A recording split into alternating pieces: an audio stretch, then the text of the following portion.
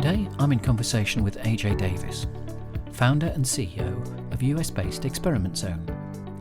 As one of the team, AJ worked in Google during the conception and development of Google Optimize, so we discuss how A/B testing / CRO has advanced since then. We talk about how the market has matured, whether the balance between data-driven and visitor empathy is right, and if businesses are attracting the right customers. AJ, I noticed from your LinkedIn profile that you were a user experience researcher in Google before they launched Google Optimize. That was around 2015 when it went to beta or something like that. What was it like during those early days, and how did your own experience help drive the product forward? Yeah, I had a fantastic opportunity to be part of the Google Optimize team as their lead researcher, user experience researcher.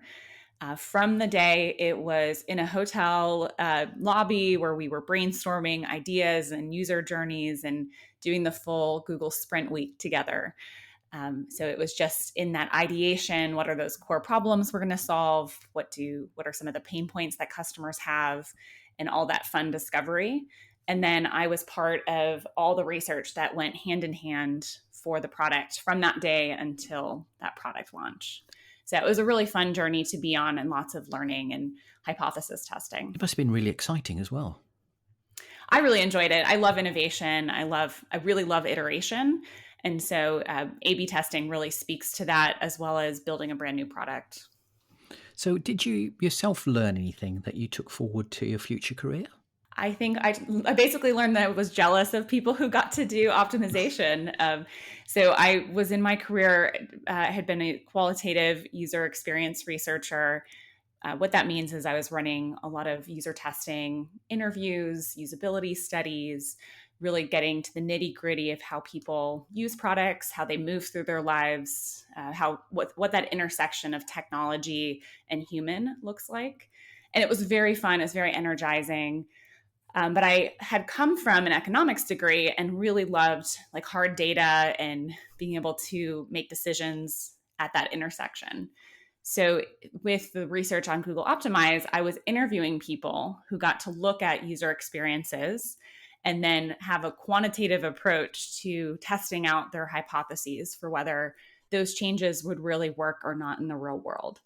I always felt, as a user experience researcher, this lingering question of, yes, we saw it in the lab. Yes, we learned about this behavior, but does it hold up in the real world? And optimization and A/B testing really passes that bar of saying, we've learned about it, we've thought about it, we've really researched it up front, and let's validate it in the real world as well. So I ended up transitioning careers after working on the product and becoming a director of optimization. So do you think the data is the whole truth or just part of the truth? Because I think there's two camps out there. One set of people believe it's part of it. Other people say, no, the data never lies. I think that data can be an important part of understanding the story of what's happening. But there's lots of different data that could point you in the wrong direction. And so it's about crafting a hypothesis that's informed, and then knowing which data points would confirm or deny that hypothesis. So for example, if we only looked at a single metric, we might be misled. But if we could understand in aggregate all the changes that could happen as a result of the change, then we would feel much more confident in the signals we're getting. So I believe data is really powerful, but I think it's more important to think about what data or what questions to start with before you look at the data so that you don't get misled. That's a really great answer, because that's what I'd hoped you'd say. But other people just believe that if it's in the data, it must be true. But I know that not to be the case also. So when you were working at Google, you were very much in that ground floor with regard to what Google was doing. But there were other products out there like Optimizely, and Webtrends had something at that point as well, which is around an optimization product. Do you think that the market was ripe at that time to bring in, say, Google with their free and the lots of other vendors that have joined since? Or do you think it's still in its early infancy now? I certainly think that the industry is growing in recognition. It's no longer this niche position somewhere in an analytics team. A lot of core business decisions are starting to look at experimentation programs to really inform higher level strategy. I do think that we are pretty early on, though, and what I look to for that is, in addition to the product maturity in the market and the variety of choices you have and the variety of features you may have, I also look to what our clients are doing and where the titles are and how experienced people are.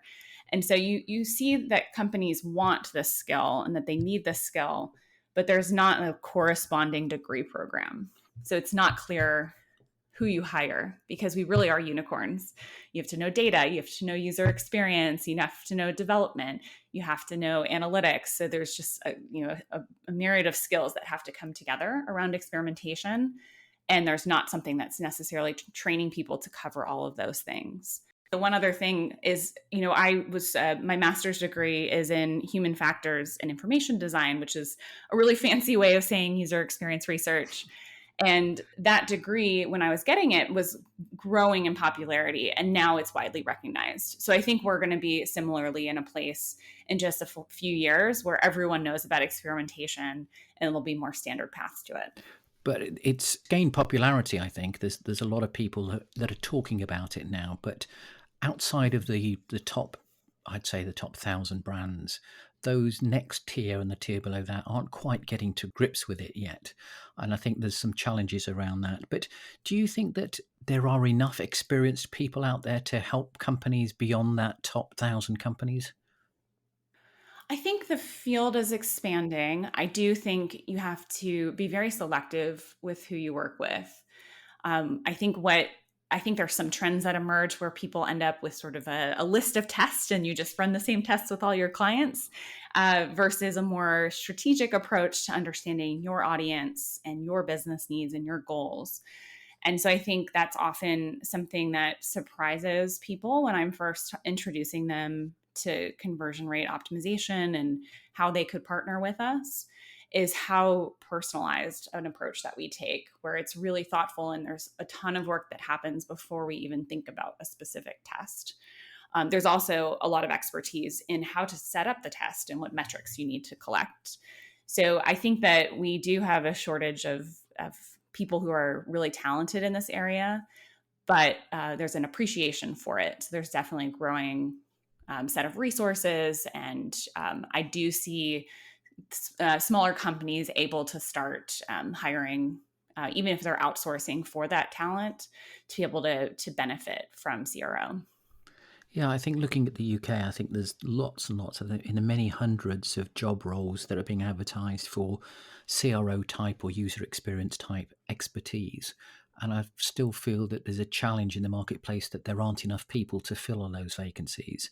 And therefore, the agency approach, one agency working with multiple organizations, is probably still prevalent at this point.